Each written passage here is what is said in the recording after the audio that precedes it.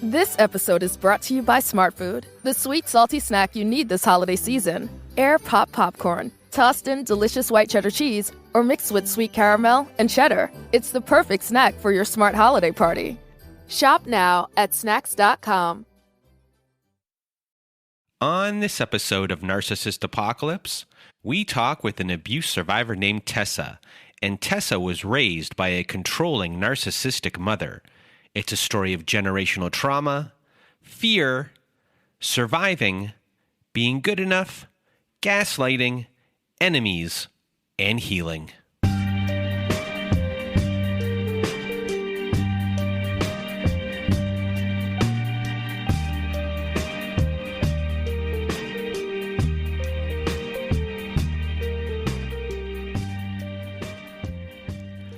Welcome to Narcissist Apocalypse, everyone. I am Brandon Chadwick, and with me today we have Tessa. How are you? I'm good, thank you. How are you?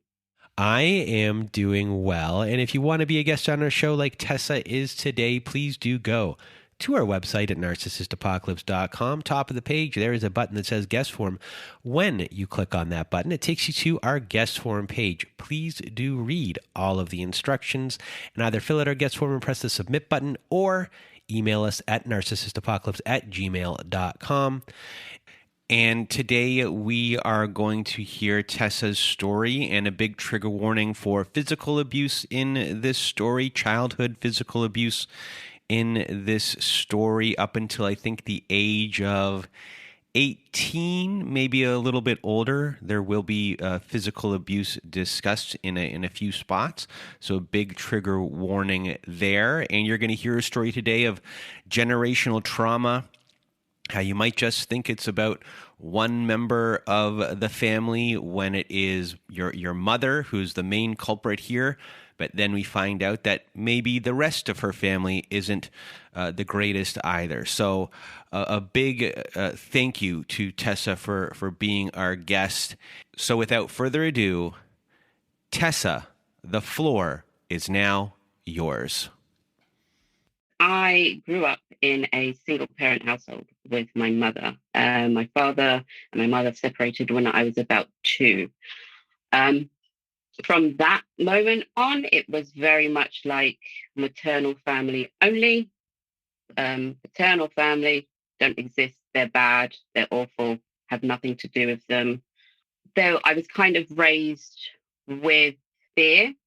So it's always kind of like you don't do anything wrong because you fear getting in trouble, getting a smack or something like that, being ignored for like a week kind of thing. It was just not worth it. So there's always that kind of constant fear. So yeah, I just grew up with my mum and her family. So I was very close to her mother, my grandmother, and my mother's siblings, my uncle and my aunt. And to me, that was my family in a way. So I was kind of raised in the sense of, yeah, I had my mum, but I would spend most weekends at my grandparents' house, and my aunt and uncle actually lived there at the time. So in a way, it was kind of like I was kind of treated like a younger sibling almost, even though there's quite a few years difference between us. Can you explain a little bit about the family dynamics when it comes to your aunts, your uncles, your grandparents on your mother's side, and who your mother was and her role, I guess, within her family, and then what type of person she was or is as just a person in everyday life, how she shows herself, how she portrays herself, and maybe if she's different behind closed doors, and then how she is within the actual family structure. So, again, my grandmother, I called my grandmother Mum. I also called my mum, so it got a bit confusing when they were both around. But my younger years, I didn't really see anything or notice anything bad per se. It's like back in the 80s, kids would get in trouble, they'd get smacked and stuff like that. It was kind of the norm. My gran and me were very close. Again, I kind of saw her as a mother figure, and my mum's siblings, my aunt and my uncle, again, they were just kind of like older brother and sister. My uncle was just always going out, so he was hardly around. I got on with him quite well in the sense of he was always nice and kind. My aunt, not so much. I think looking back now, there might have been a bit of jealousy because I kind of came in and took the role as the youngest in the family. So it always seemed to be a vibe that she didn't quite like me. And I would always be the one to just try and make everyone happy. With my mum, I didn't really see her that much, to be honest. There was always things going on. So again, weekends, I'd be at my grandparents, I'd go out with my gran, I'd go to parties with my gran. It was all quite cool. But again, things just started to change as I got older. But I do remember growing up, there was always some kind of drama going on. There was always something. And I think at first it seemed like it was issues with my dad and his family. So we all lived quite close together in the same area. So there'd be times that I would bump into my dad and it'd be very embarrassing. It's like, I kind of know who you are, but I don't have that emotional connection. So I was always a bit embarrassed. We'd also see his mother on like public transport and stuff, and she would scowl. And then I'm kind of reminded by my mum, she doesn't like you. She doesn't like me. So you don't need to like her, just ignore her. So I did. So yeah, childhood, really young. I didn't really do much with my mum. It was always me doing things with other people. And then when I was home, I would play out with friends. So I'd be like gone the whole weekend, like get up at 9 o'clock, ride my bike, and come back at like 9 o'clock, aged 7, 8. And in those days, obviously, we didn't have mobile or anything. So I was quite free. And then it just kind of changed when I got to teenage years. We talked before this talk, and a thing that came up besides the generational trauma as a whole was that your mom always needed an enemy of sorts. Yes. And that you feared her. You didn't understand why you feared her, possibly, but you feared her. But it's possibly that energy that she gave off, or maybe how she was behaving, that there always was this thing that she was angry at, or people that might have been at the receiving end of something. Mm-hmm. And you as a child, knowing that you did not want to be at the receiving end of that thing, no matter what it was, or you unconsciously took this role? Yes, absolutely. So the fear was the fear of getting in trouble. I saw her rage. I saw and felt what her anger towards me could and would be. So it was just a case of avoid that, make everyone happy, and then that wouldn't happen. But as I got older, just became more difficult. I think once you kind of reach an age where your personality is coming out and you're trying to be you, I think that's when it was kind of squashed or just not liked. So again, I started changing how I acted at home. So my true personality, me, bubbly, funny, excitable, bouncy, was always at school. So I had a lot of friends. Teachers liked me. It was all good. But at home, as I started getting older, I started getting more quiet. I didn't really talk. I didn't speak to adults. And then I started actually having a fear of adults, anyone older than me. I didn't know how to talk to them. I didn't know how to communicate. I was just scared. And going around to my friends' houses, I was allowed to go to friends' houses. I was always scared of the father figures. Even though I feared my mum, it was the men that scared me because I just didn't really understand the whole concept of dads. It was like, what is this? What is this person? I don't really get it. How am I supposed to talk to you? So with adults, I was uber aware and probably hypersensitive of emotions and reading expressions. And I just thought that most adults didn't like me. And if I got a glimmer of just niceness, which was anything, they could have just asked me how my day was. I was just like, that adult is the most amazingly friendliest person in the world. I must like them. They must be so cool. So I definitely clung on to adults that seemed to like me, I guess. I thought that was just the best thing ever. So when I was around 11, that's kind of when things started changing completely. That's the age that you would start secondary school, high school over here. And again, I guess that's when I started turning into adolescent. Things would change. There'd be boys come into play. So my mum's behavior really changed then. But a lot of things around that time, I think that's when I realized that my home life was very different to my school friends. If I wanted to go to the park after school or something, my friends would call home and be like, to their mum, oh, X, Y, Z. And I remember a friend said, love you at the end of the call. And I was like, kind of things they say in movies. And for some reason, I thought, let me try it when I call my mum and call her and said it at the end. And it was just dead silence because there was no showing of affection. Like when I was younger, it would be like kiss goodnight and everything like that. And then it just stopped. And then from 11, there was no hugs. There was no I love you. There was no sort of fuss on special days like a birthday or anything like that. So I just found it really difficult. And I thought that was normal until I started seeing the way that friends would interact with their parents.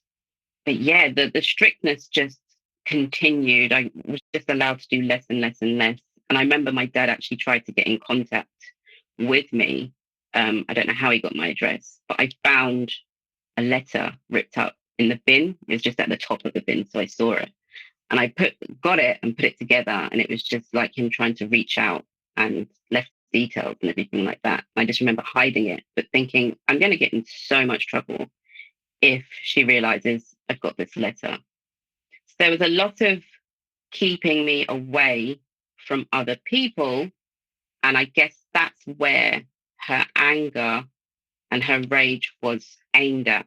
So at that time, how we were saying before, how there was like different kind of enemies at certain points. There'd always been a constant enemy up to that point, I guess. And I guess because he wasn't around, then I would be on the receiving end of any anger, any issues. I got that. So if she's in a bad mood, it would be me. I would spend a lot of time in my bedroom, tiptoe around just in case she'd blow up at me, and just to avoid situations. Like a saying that she would say to me a lot, I love you, but I don't like you. And I think for me, that just made things worse because I always just really try to make people like me. Because if my mum doesn't like me, then obviously there's something wrong. So I have to try extra harder.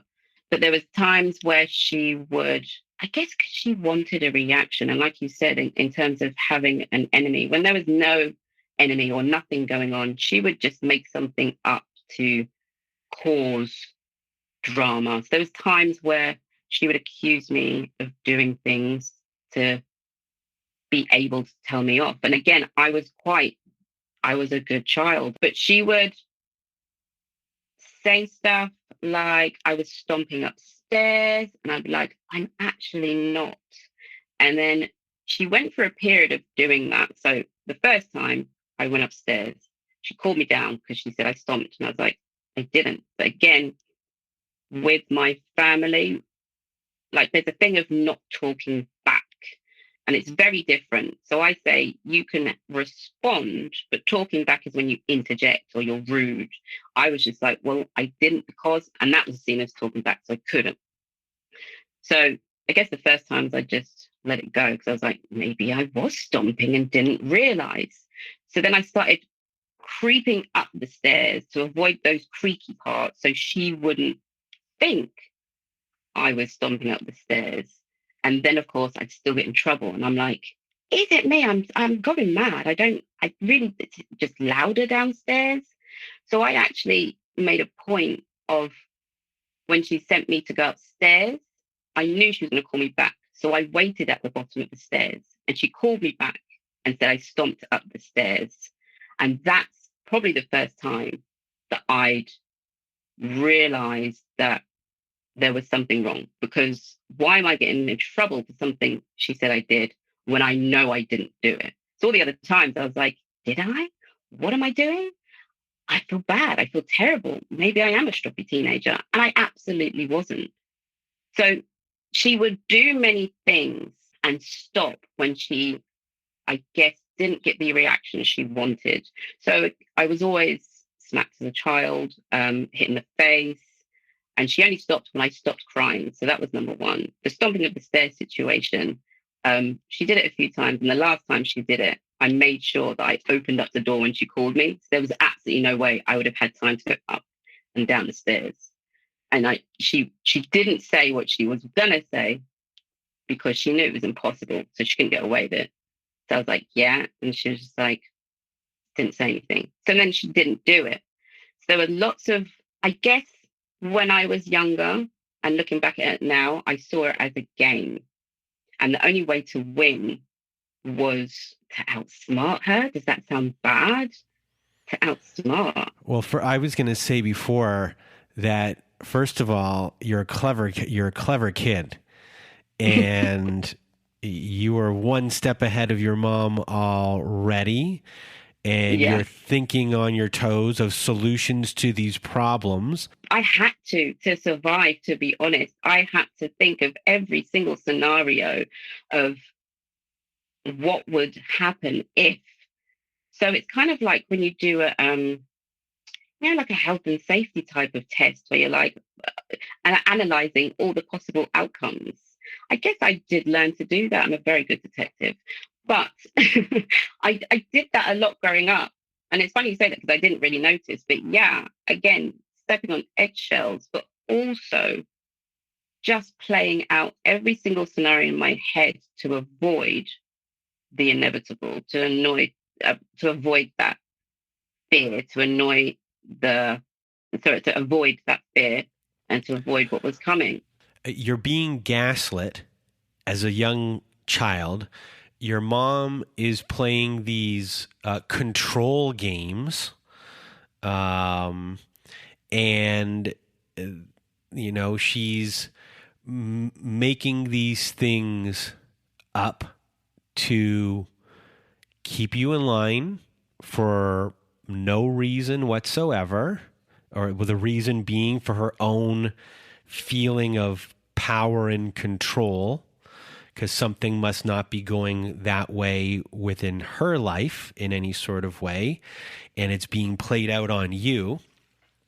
And your response is, well, in the world of crime, if you want to catch a thief, you have to think like a thief. What would they do? What is their process? If I can get into that mind, I can get one step ahead of them, and then I can catch them. And your thought process is, if I can think of every single scenario that my mom is going to throw at me, I can stay one step ahead of it, and I won't get in trouble. Or it's the best possibility to not get in trouble. Yeah. Absolutely. And I think, again, that just played into the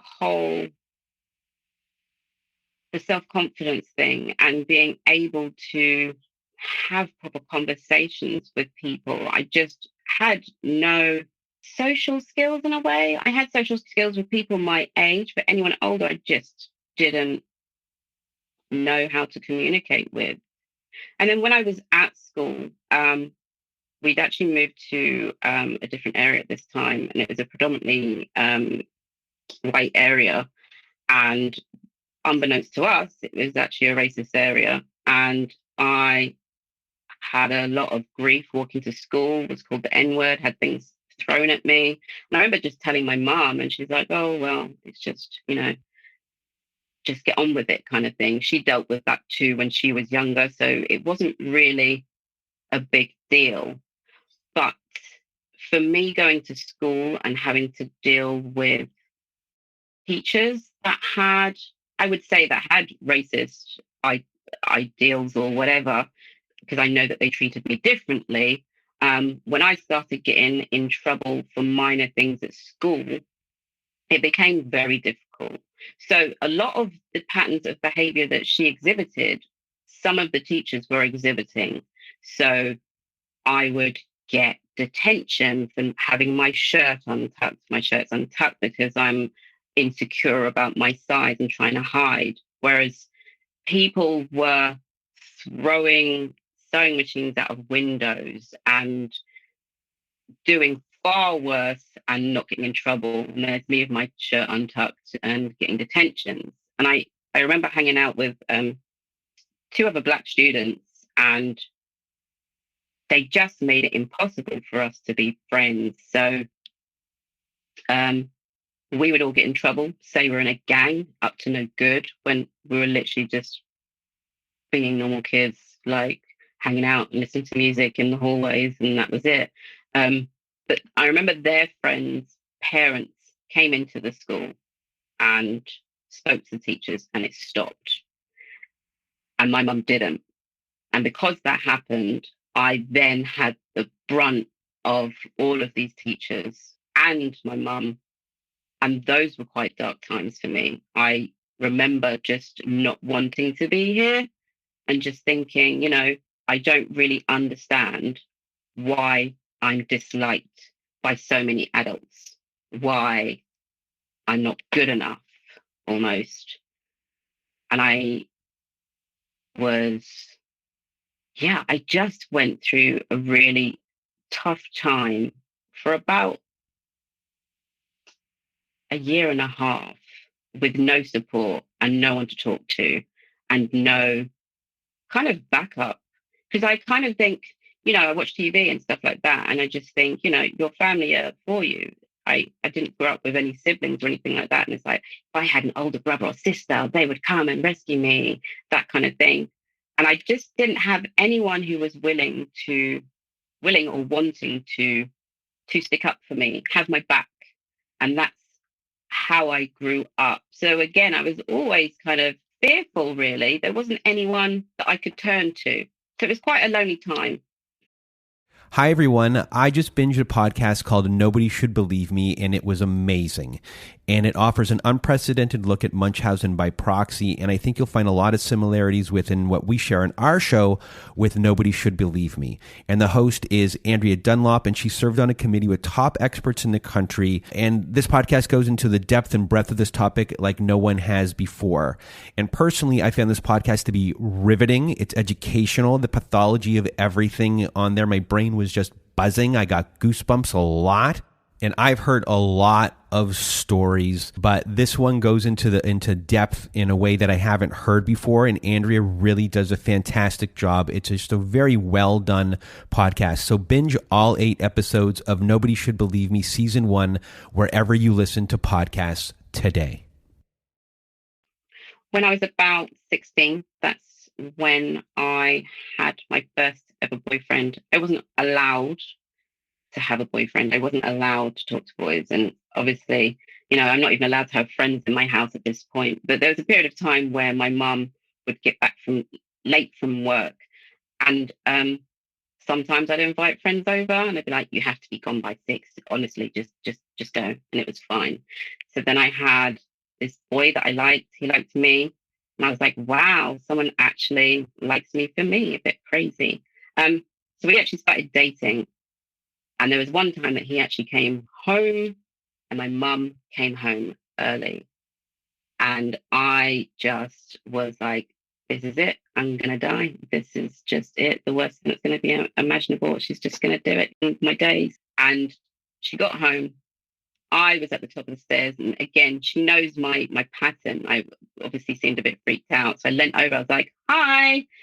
And she kind of gave me a funny look. So she's like, knew something was up. So she walked up the stairs. And then my boyfriend at the time sort of said, hi, not realizing what he had walked into, because this wasn't a normal situation. And then she called me downstairs and she's like, you need to tell him to leave now. And I was like, well, he doesn't actually know the way. He walked back with me, so I'll walk with him to the station. And for me, that was just kind of biding time. Like, what story can I possibly come out with to get out of this? I don't know. Yeah, so I literally walked into the rage, the insults. She said that she called my grandmother, and she said that both my grandmother and my uncle were disappointed in me having a boy in my house, having a boy in my room. And then she put my aunt on the phone, and she was just insult into after insult. You're a slag. You don't have boys in your house. You don't have boys in your room. I just remember crying because I was just thinking, I'm not any of these things that you say I am. So why are you saying these things? It's just not nice. I didn't do anything wrong. Like, out of all my friends, I was the last to have any type of boy interested in me, let alone actually having a boyfriend. Totally insecure. I didn't feel worthy of having anyone interest me in me anyway.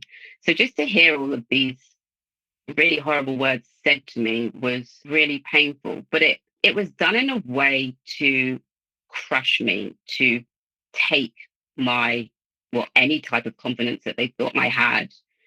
And it was really difficult. So from that moment on, even though I wasn't really allowed to have this boyfriend, again, I was 16, going on 17, I stayed with him, and it kind of just got to the point where it was okay. So around towards my 18th birthday, I actually started college, and I couldn't cope being in that house anymore. Like, every time she was in a bad mood, I would get it. I would have to go above and beyond to just avoid unnecessary drama. It's draining having to be in survival mode forever. And that's all I knew, survival mode. Like I said before, it's just like one tiny little thing I have to analyze so much to see what the best outcome could be. And it could be like a small thing, like a conversation.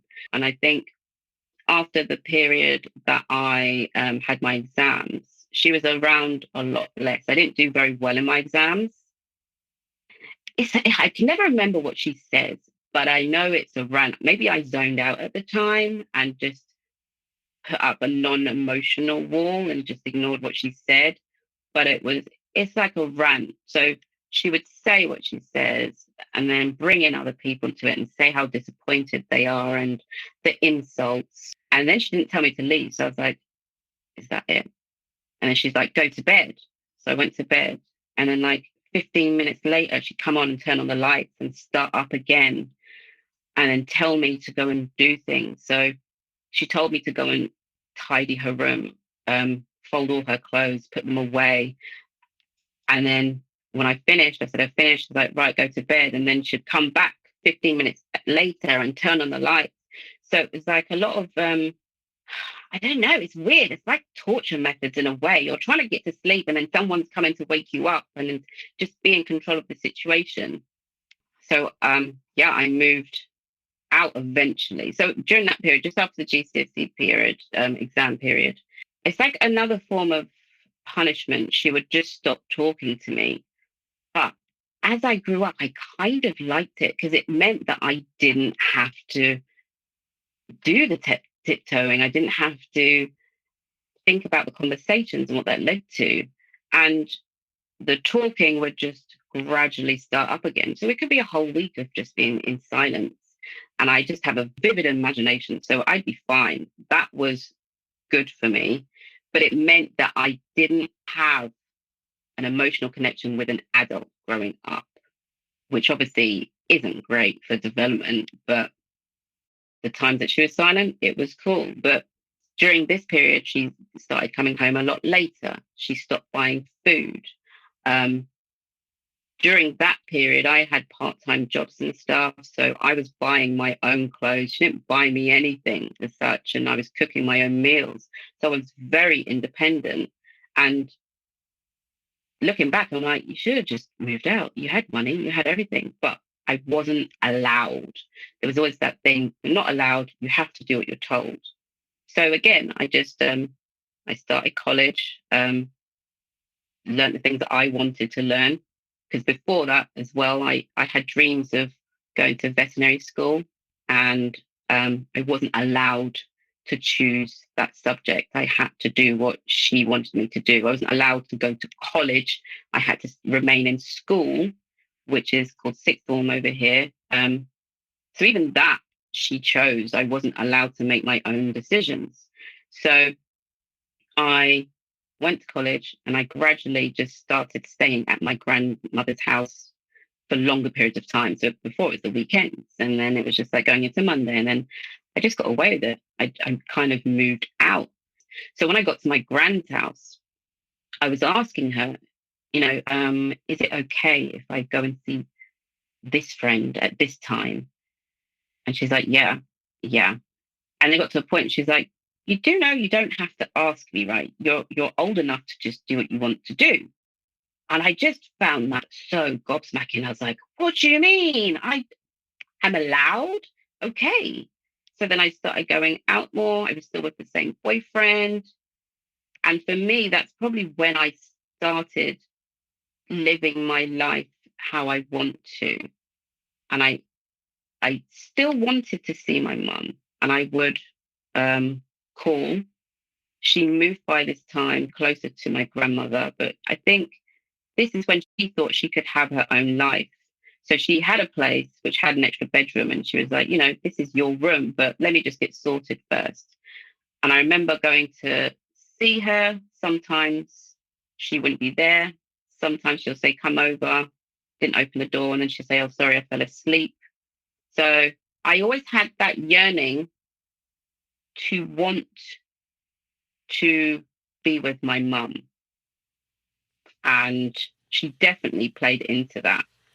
So what does that mean, what you said there for 1 second, about your mom wanting to have her own life?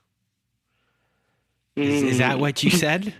I did. So did you feel like this whole time that maybe your mom, and I hope I don't insult you. That's okay. I've had words. Had you, then resented having you, and in some ways, in a lot of ways, you were your own parent, kind of growing up. She had these controlling behaviors of you, but was really not a parent. I mean, you raised yourself in many ways, and you were self-sufficient as this young child. Like when you were telling me about you as an 8-year-old cooking and walking and doing whatever, I'm thinking you're also walking with like a briefcase to your, a little briefcase to your office, You're just a little adult. And so now you say those words just came out of your mouth. Mm-hmm. So do you think that your mom was always just like, I can't wait until she's not my responsibility, but at the same time, she's just has this also controlling manner? It's like this, it's like, I don't even know what the best way to put it is. It's just, controlling, I guess. She's just controlling, but at the same time, she doesn't want you there at the same time, if that makes sense. Yeah. I don't even know what you even call that. Yeah. So I always felt the resentment, but she didn't get to have the life that she possibly wanted, because she obviously had to do things a certain way. And that's where this whole gratitude thing comes from. Like, I sacrificed so much. You're here. You should be grateful. And it's well, I didn't really ask to be born, but thank you. But whatever. But yeah, definitely resentful. Definitely. So life seems to be going pretty well right here, but eventually a wrench does get thrown into your plans as your mom moves back in with your grandmother. So what happens from here? For whatever reason, my mum moved back to my grand's house, and we had to share a bedroom. So things changed again completely. So there's not only the resentment that, I guess she had to move back, but now she's in a room, sharing a room with her daughter. So the room I was actually in used to be her room, which she shared with my aunt. My aunt moved out at that point. My uncle had moved out, so it was just me, my gran, and her partner. So my mum then shared the room with me. And again, just this person, this optimistic person, I thought was just going to be the greatest thing in the world. I don't know why. I absolutely don't know why. So I was excited that she was going to be there. We could finally have a relationship. And then it just slowly reverted to how things were. So immediately, it's like, this room's covered in all my stuff, like a massive Eminem poster and things like that. She had like certain patterns of behavior. She'd stay up really late and watch TV and then fall asleep on the sofa, and that was just her thing. So she would have the TV on. And at that point, I was actually working full time to save money to go to college. The second type of college. I went to 2 colleges. And I remember this time where she had the TV on late, I fell asleep. And when I woke up, she was also asleep. So I'm like, okay, I'll turn the TV off. And then she would wake up and turn it back on. And of course, I would wake up, wait till she was asleep and turn it off. And I think this went back and forth about 3 times. And then the very last time, she just blew up. She was like, why are you turning it off? And I'm like, I thought you were asleep. And I got work in the morning. So I just wanted to get to sleep. And then she just literally was screaming, shouting, pinned me to the floor. And that was the last time she was physical with me. But when she did that, my gran burst into the room. And in my mind, I'm like, oh, finally, someone's going to save me. No one's ever been in this position before, because it was always done when no one was around. And my gran was like, what are you doing? What are you doing? And my mum shouted, she turned the TV off. And my gran kind of just looked at her and walked out the room and left me there. And I was just not really understanding, because I hadn't analysed this. I hadn't thought that turning off the TV was a big deal, especially if it's in the middle of the night, early hours of the morning. I'm not doing a bad thing. And then I just got up. It was 5 o'clock in the morning. I got ready. I was never really allowed to have locks on bathroom doors, even at that age. I was 18, so she just burst in the bathroom whilst I'm in the bath, and I can't say anything. She just scowls at me and didn't say anything. So I think that was the first time that I realized I was definitely on my own. There was no one going to save you, ever. Anyone can do anything to you. It doesn't really matter. And I think that's when she moved out shortly after that. And I went to college and everything like that. And she would text now and again. But that was about it. We didn't really have a relationship. So I then went to university. So eventually you go back to school and you're still not feeling loved by anyone. You have a boyfriend who isn't the best, but he does drive to see you, even though your interactions with him when he visits aren't the greatest. and you're just accepting the bare minimum. You graduated but aren't feeling great about your abilities, and you don't want to live at home with your grandmother. So you, and it's understandable. So you decide to have a child and get married to your boyfriend, and you get your own apartment. So how does your mom feel about all of this? So initially, when I told her, I rung her, and I was still at uni at that point, and I was petrified because, again, I was like still in this fear. And yep, she blew up at me. Yep, hated it. And then she called me, I think about half an hour later, and was like, she would have these weird moments of niceness, and I was always taken aback by it. I don't know if it was like her true self or who she really wants to be, but she was just like, if I met a guy like that, then I would have had 10 children. So it was kind of fine. I got away with it. But yeah, she was, I came back from university. She made sure I got married. Got married. None of my family came. She didn't come. I was like, "Are you going to come?" She's like, "Well, no, I'm not going to come." And I remember a few years later, not to come off the story, but my gran asked me, "Why didn't you invite anyone to your wedding?" And I was like, "Well, my mum told me that you didn't want to come."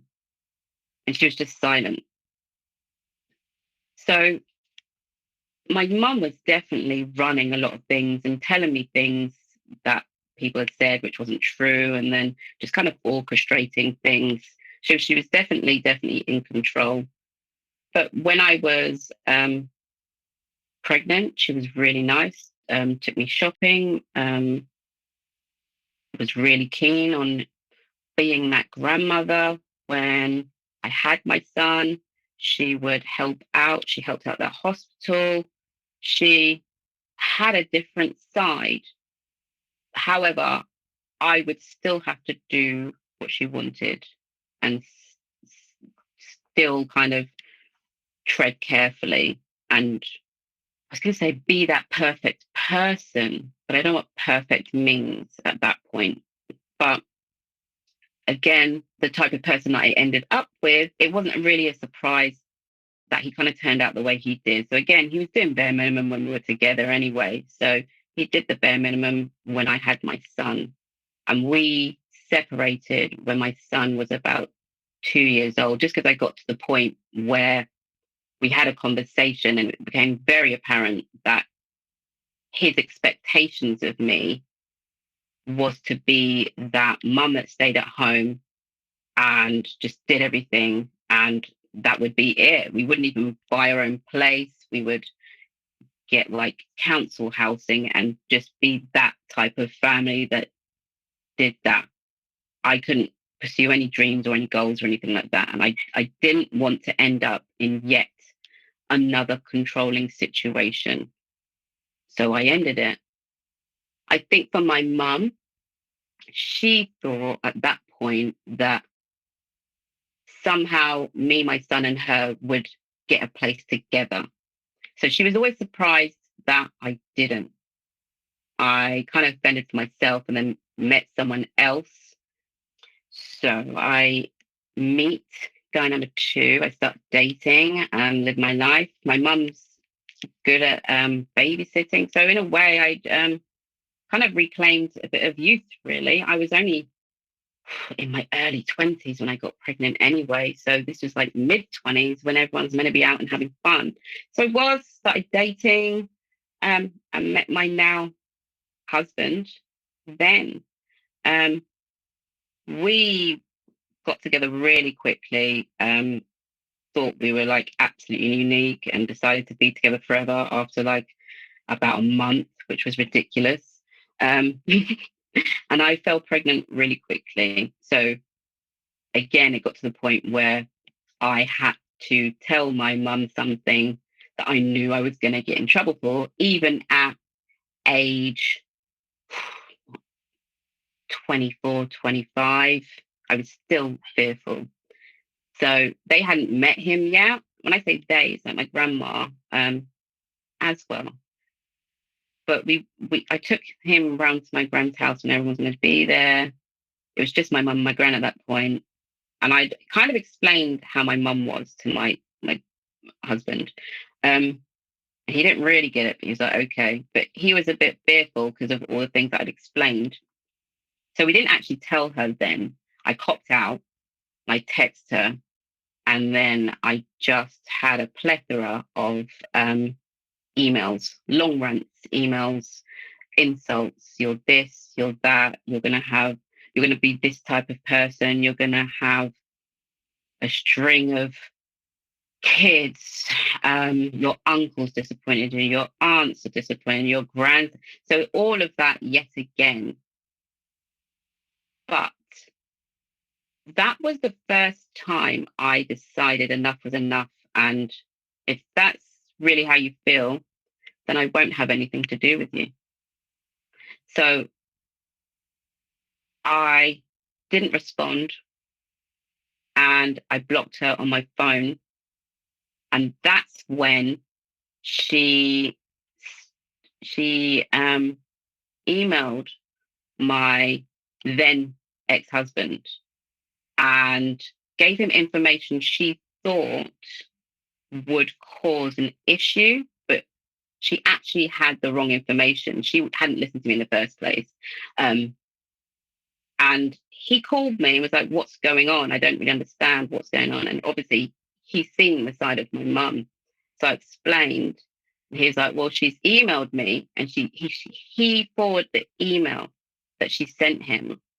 And it was like saying stuff about me. And then she dropped the information and said, do what you will with that.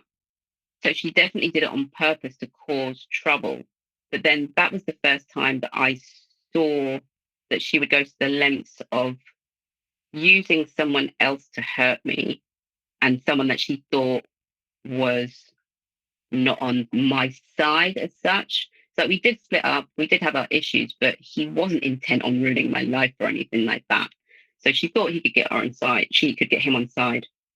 So what I did, I emailed her and said, he sent me this email. And she was like, oh, well, he lied too, and blah, blah, blah. So I was like, look, this is not my issue. This is ridiculous. So I emailed both of them. And in a way, I was left to my own devices, and those two then had their squabbling thing going on. He became an enemy out of that because he passed on the information. But yeah, that was the first time that I saw the lengths that she would go to attempt to, I guess, punish me if she couldn't get through, to try and hurt. And again, another tactic, she would do what she did. I took a step back, but then she came back. And I was like, well, she's coming back. That's fine. She's learned her lesson. Maybe that was a boundary. It's not going to happen again. And then she was absolutely fine with the kids, got involved, was grand, was really nice to my now husband. And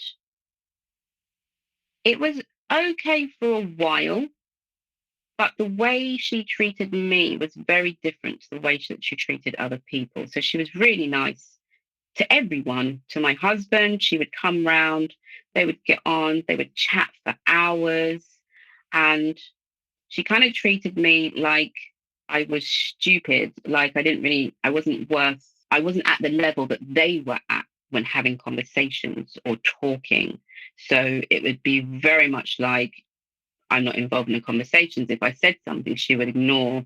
But she still did things where I would have to serve. So she would ask things of me. She would tell me to do things, and I would just have to do it. And again, I did it to avoid the inevitable rage.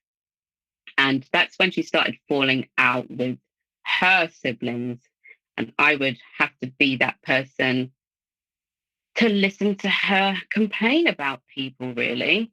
I think she had so many disagreements when it came to work colleagues. She would be telling me, oh, this person at work did this, and I told them this. And then anyone and any kind of emotional thing that she had to release, I would have to be the one on the end of the phone call. And it was so draining. It'd be like an hour call, just, okay. And sometimes I would be like, well, maybe if you said something this way, and then she'd blow up because she knows that she's right in that situation. Around that time, I started getting really bad stomach issues, and like I literally can't get out of bed. And we went to the doctors, and again, I was scared of adults, never really want to bother people. So when I was there, I was like, yeah, I've got really bad back pain. And I remember she tried to move me, and I was just in so much pain. I was shaking. And she was like, why didn't you say? And again, I just never wanted to be bothersome. But they ran tests, they couldn't find anything, and they said, it's stress. It's actually just stress. I didn't really understand it, but they were like, what we're going to do is put you on some medication and maybe give you a therapist. So I started seeing my first therapist. She would ask me a lot of things that was going on. And it was nice because I got to have a conversation with an adult who allowed me to speak. But I didn't actually think that there was anything wrong. So when she started asking me about things that happened when I was a child and how I was, and I explained, and she was so confused. She was like, you do know that's abuse, right? I'm like, don't be silly. That's not abuse. It's just everyone's different. So that's just how we are. And I just dismissed it. So the therapy I got was okay, but it didn't really work, because with therapy, I think you need to be willing to work on the issues that you have. And at that point, I didn't think I had issues. The years went on, and I just had all of these issues. Issues with my ex-partner became really difficult. He became difficult when I essentially met someone new, and our son wanted to call him dad. So I had a lot of abuse from him, in terms of very similar to my mum. So if, say, he was in a bad mood or thought he didn't get his way, I would get lengthy emails, insults, you're this, you're that, you're this. So I then had my third child and moved out of London, quite far away. Not too far, it's like an hour and a half, kind of. And things were fine. She came to see me in hospital when I had baby number 3, actually got in a picture with baby number 3. She never takes pictures. She just looks really happy. And I think that's because in her mind, I was doing or having the life that she wanted me to have. I was married. I had kids. I had the husband. I had my own place. It was acceptable. However, her treatment of me was just exactly the same. I had to do what she wanted me to do. But it got to the point where things really took a turn for the worst. My relationship with my ex-husband just really got worse, affected our son as well. He would start acting out.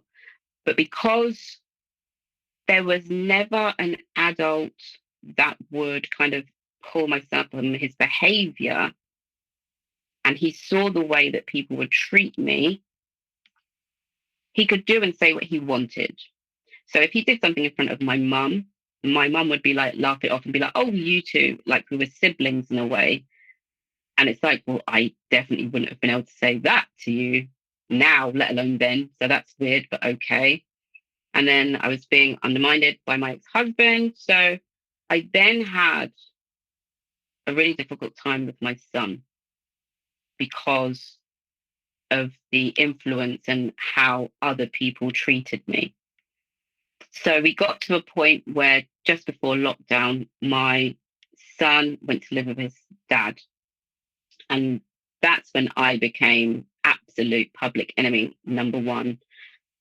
The story, I chucked my son out. He now lives with his dad. There was a situation basically when he essentially left home and his dad just cut off all communication with me. I couldn't get in touch. My son didn't want to talk to me, and no one would help. Authorities didn't help because my ex-partner had already smeared me to teachers, etc. So they had a perception of me. Some of the things were backed up by my son, but again, that was his dad's influence, and behavioral issues. My mum knew about everything, but didn't really get involved. She didn't want to be on the bad side of my son. Well, here we have a parental alienation situation going on. There's nothing you can do about your son. You know, once your ex-husband has his claws in him and everything that he said, the damage is done. Mm-hmm. And hopefully over time, your son will be able to see things and come back. But we're going to get a little bit into that more. But with your mom here, you know, with your mom, everyone's always an enemy. And it doesn't matter Mm-hmm. who that person is. And it's like she'll sit on the fence. Yeah. And, you know, so she's not taking a side here with your son. She took a side earlier when it came to disliking your ex-husband. Mm-hmm. But in this case, she's taking a fence-sitting side until you never know how many years down the road where your son will feel the wrath of being an enemy for some reason. But in this case, she's taking this fencing position because for her, in the art of war, this is the best tactical position for her life, or how she lives her life of my enemy. The enemy of my enemy is my friend. Mm-hmm. And that's how she goes about her life. And you're about to really find out here that that's how all of your family members go about their life. Yeah, absolutely.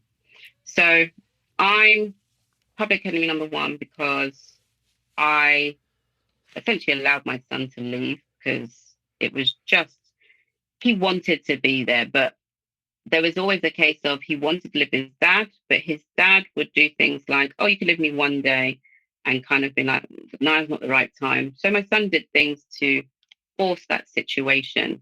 But in my mind, I knew the moment my son would go, my ex-husband would make it very difficult. And he did. He succeeded. But I think my thing at the time was, although I always felt that I didn't have backup from my family, that was solidified through them knowing the issues I had with my son, and no one kind of did anything or said anything. Not like I wanted my aunt to get on the phone and blast him like she did to me, but it was like just nothing. And then when he left and I didn't know where he wasn't in school. I was telling my family this, and it's just like absolutely nothing, didn't do anything. But I wasn't talking to my mum at that time. And that's because I continued to have a relationship with her brother, my uncle, and his wife. So they had their falling out, and I said I wasn't getting involved. So at that point, I was doing what I wanted to do safely because I could just text her, like, I'm going to be seeing them. It's fine. You can't really do anything to me. I'm a grown up. I'm adult now. But she blew up at me when she said that she realized how much I was seeing them. I was seeing them regularly, like, I don't know, not like every weekend, but we became friends, and my husband really got on with my uncle. But she basically texted me saying I was disloyal. She can't believe I'm still talking to them. Insult after insult. And I don't know if you've got an iPhone, but when you send a text message, I didn't realize that there's actually a limit. So it would be a break the limit, and then she'd continue. So then I blocked, and then she realized I'm blocked. So it's the emails. Again, just full of rants and just nonsense and insults. And I spoke to my uncle about it, and he's like, "Yeah, well, that's what I'm getting as well." And I'm like, "Okay, well, I'm not really going to tolerate it, but okay." So she remained blocked, and then I can only assume that she was relaying things to my gran that wasn't true. So my gran was always quiet. We didn't really spoke, but not, it was like surface level. And again, me being me, thought that was a good relationship. Um, but she would sometimes ask questions, but many months after the fact. So it was always realizing that someone had said something and she acted on what that person said for many, many, many months. And I would be like, she's acting weird, but she's not going to say what it is. So I think it was then she must have said, like, why didn't you invite me to your first wedding? And it's like, well, told my mum that you said you didn't want to go. It's like, right.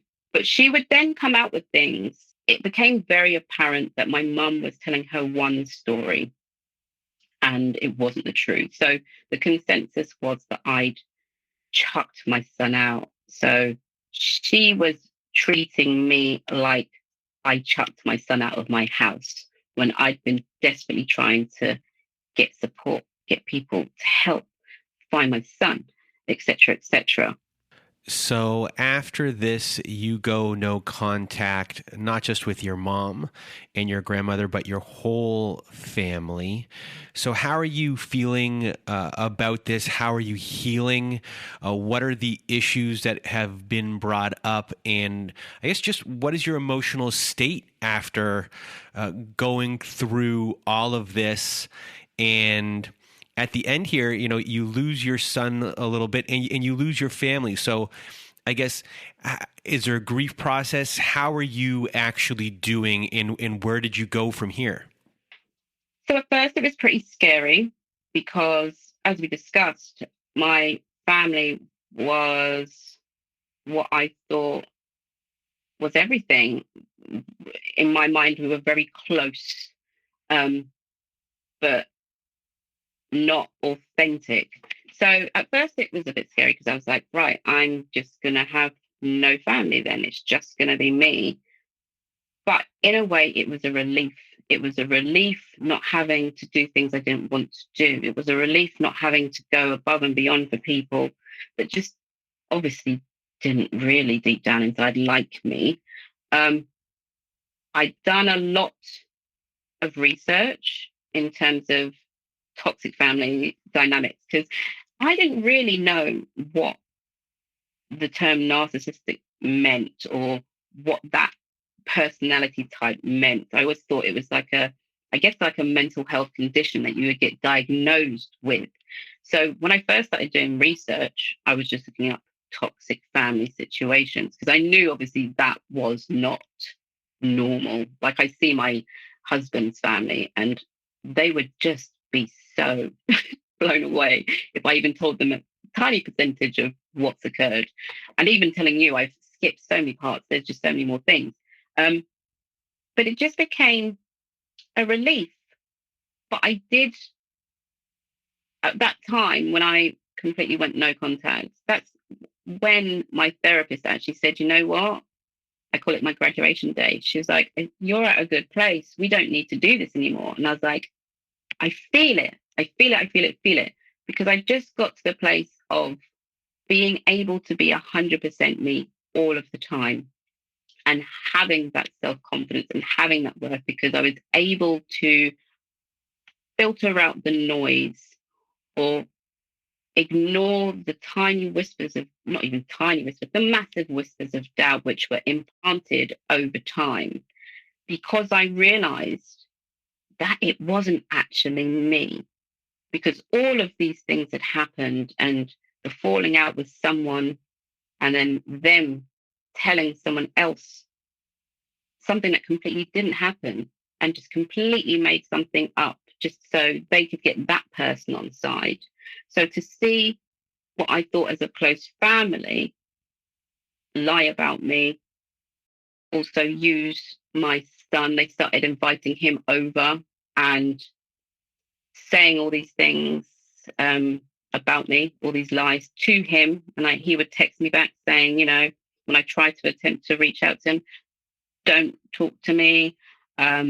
These are my family, done this to my family. So they were basically reinforcing all of the rubbish that his dad was telling him as well. And they simply did it to hurt. So it was difficult to take a step back, but it was definitely worth it in the end. And I was fearful at first because you do get that pangs of like loneliness, like I've got no one to talk to. And I see my husband with his family, he can go to his dad and have conversations. And it's like, well, it's just really weird. Like Mother's Day, I was used to it on Father's Day, made a joke about it. I used to give my mum a Father's Day card. So Mother's Day and birthdays, I don't have any of that. So I do have that, or I used to have that kind of, I guess, FOMO, thinking maybe it was just me, maybe. And then something would happen. One of them would come out of the woodwork and send me a long rant and call me whatever, out of nowhere. And I would be quickly reminded that you absolutely don't need to be in that situation.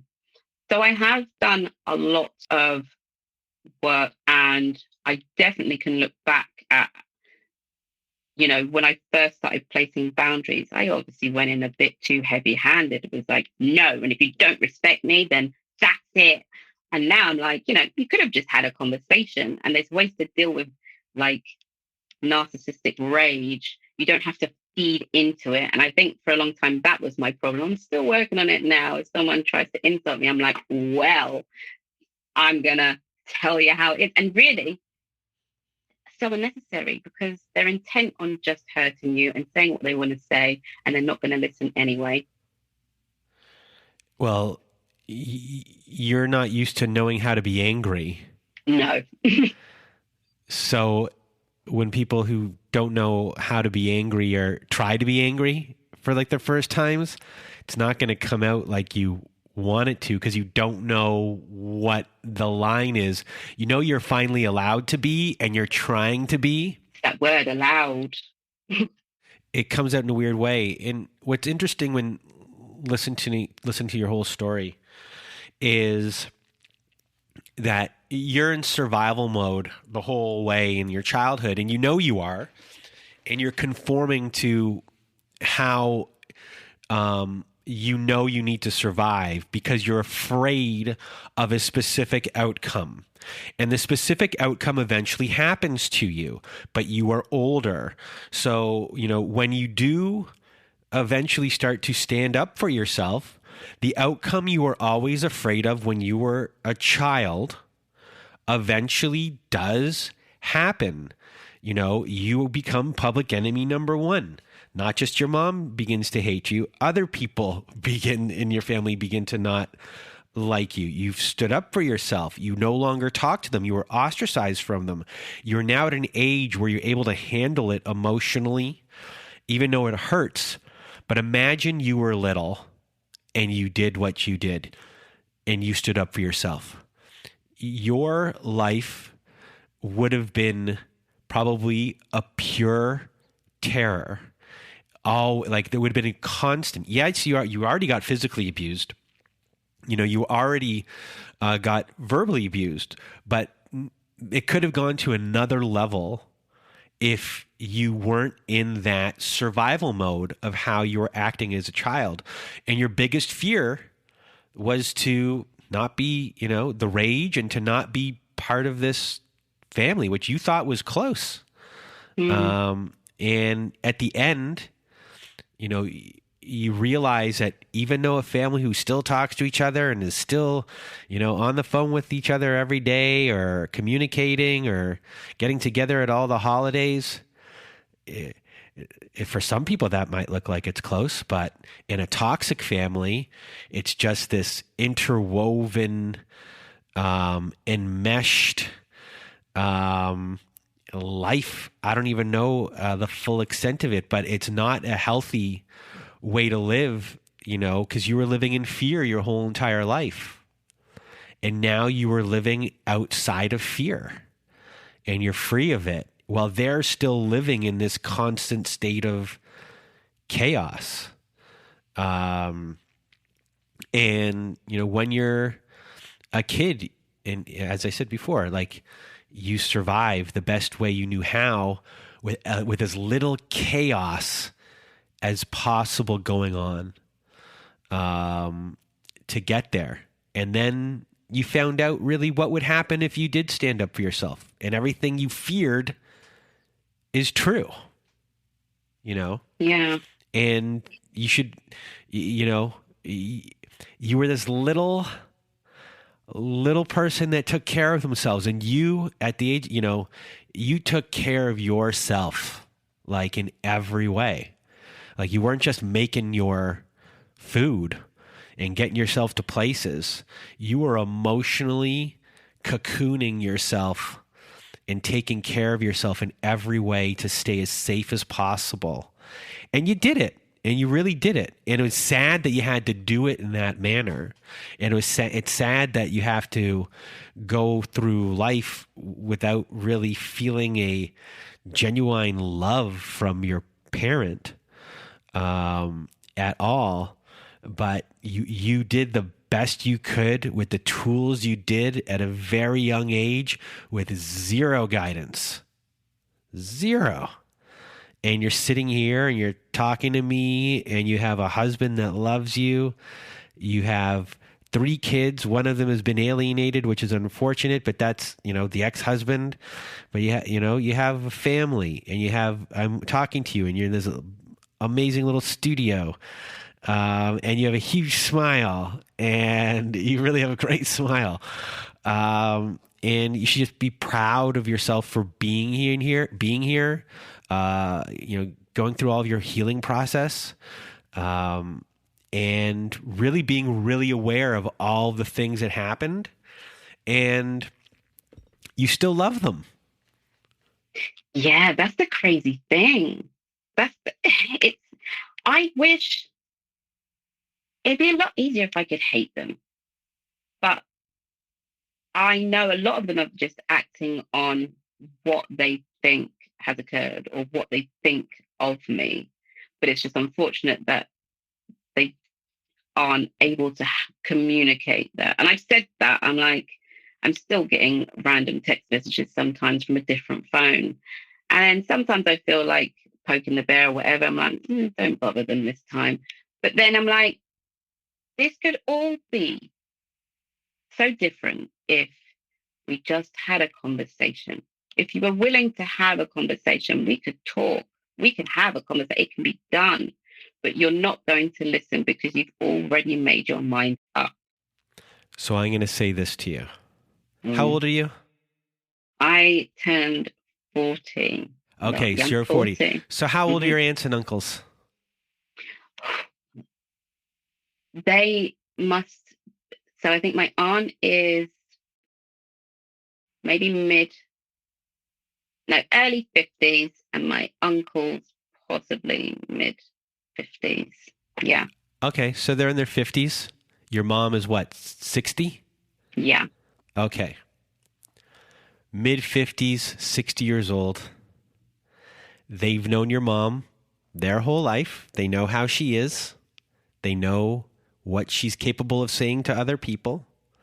Your grandmother too. They are of said age. They are not children. They are mature enough to know that they should be asking questions, that they should be looking at things from all different angles, that they know your mother well enough that not everything she says is true.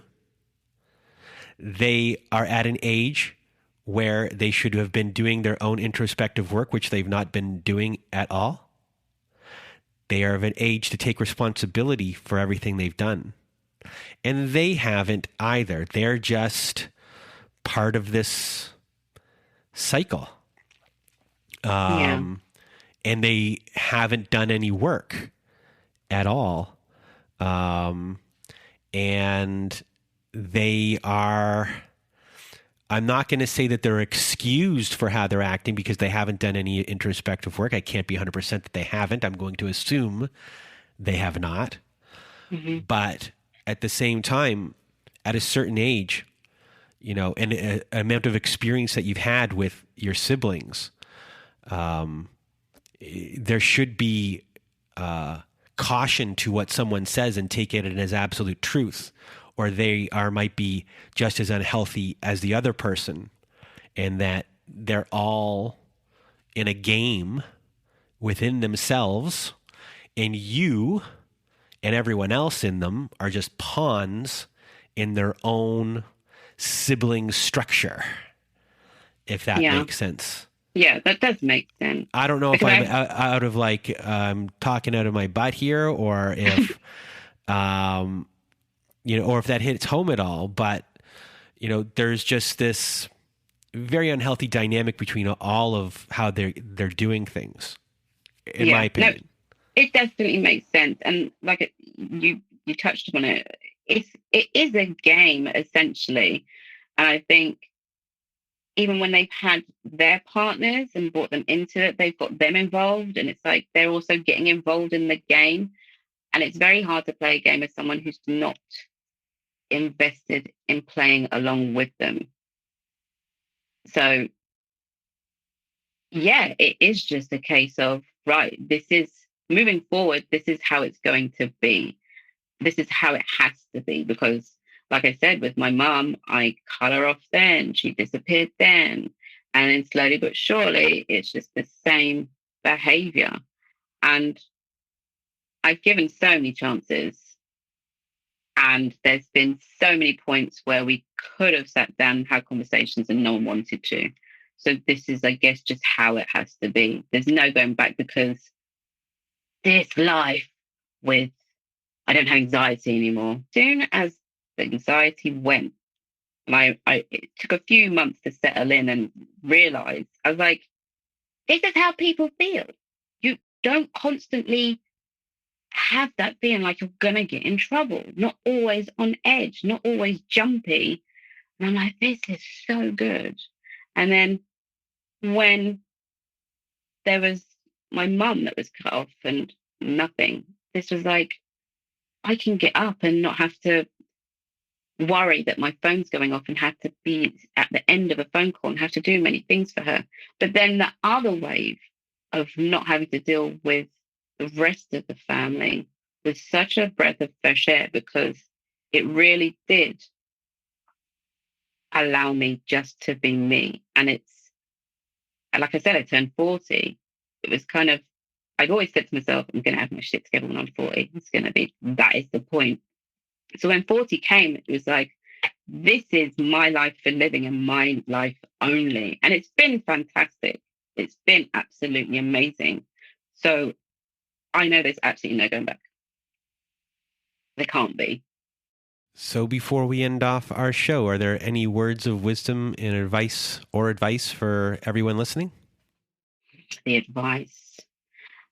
I always kind of knew the red flags. I always knew that, these relationships are not for you, but I always gave excuses. So I guess my advice is, if you know it's not good, you don't have to tolerate it. If you wouldn't treat someone the way that someone's treating you, question it and don't accept it, because you don't have to. And although going no contact is difficult, it's very difficult, because going no contact isn't going to be the end of it. Like they say, there's going to be different waves and everything else. But once you get to the other side, it's just so amazing. So, Tessa, I really want to thank you for being a guest on our show today. You did a great job.